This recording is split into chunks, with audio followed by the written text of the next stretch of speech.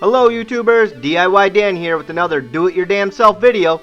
In today's video, I'll be installing my first modification to my Can-Am 570 XMR. I bought these Can-Am wind deflectors from my local dealer for a little over $100.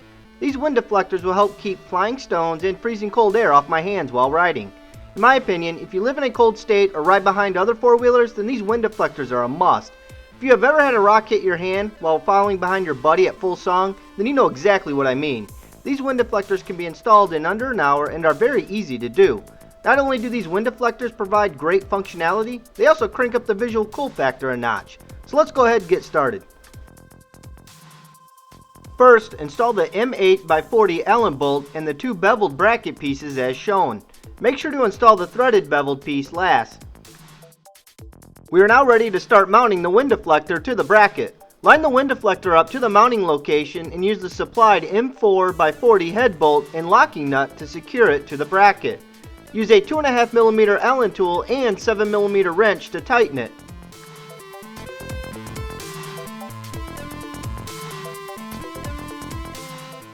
Next, insert the M5 locking nut, making sure the end of the nut faces away from the wind deflector like pictured here.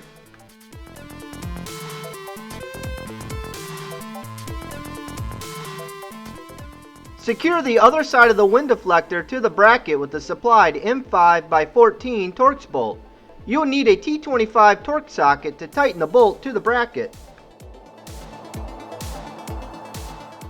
Insert the M6 locking nut on the end of the bracket as shown. Now repeat these steps to do the other side. Before we can install the wind deflectors, you need to remove the handlebar end caps. Use a Phillips head screwdriver to remove them. Insert the wind deflectors into the handlebars and rotate them into position. Next, grab the U-shaped bracket and loosely install all the hardware.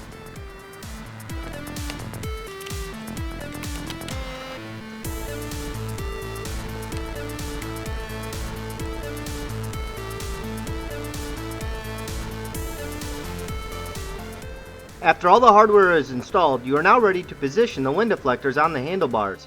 Once you have the wind deflectors positioned to your satisfaction, tighten the hardware.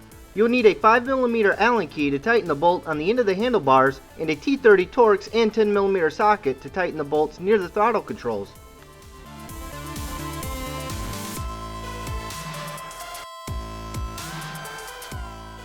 Looking good, only one more side to go.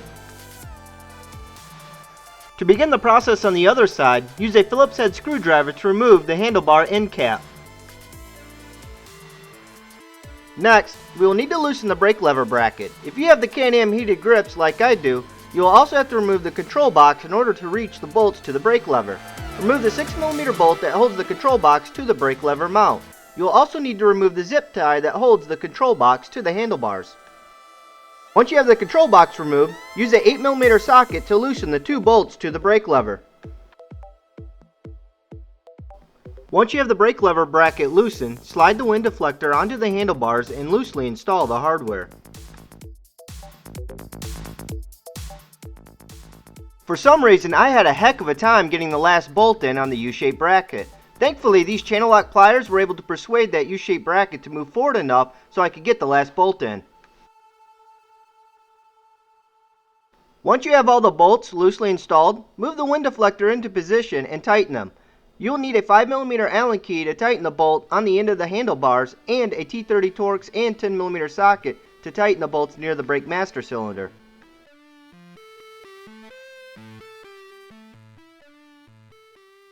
Next, move the brake lever back into position and tighten the two 8mm bolts.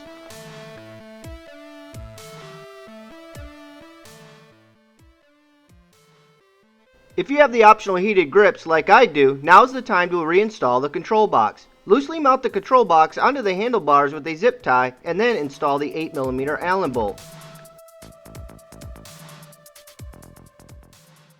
Be careful not to over tighten the 6mm bolt for the control box as it can crack the plastic. Once you have the 6mm bolt snugged up, tighten the zip tie that holds the control box to the handlebars and you're done. Wow, I'm really happy with how these wind deflectors turned out. Not only are these wind deflectors cool looking, but they are also functional. By installing these wind deflectors myself, I was able to save a little over $100. If you'd like to see more videos like this, click the like button. If you'd like to see my other Can-Am XMR videos, click the playlist link in the description. If you have any questions on how to install your wind deflectors, leave them in the comment section and I'll do my best to answer them. So long.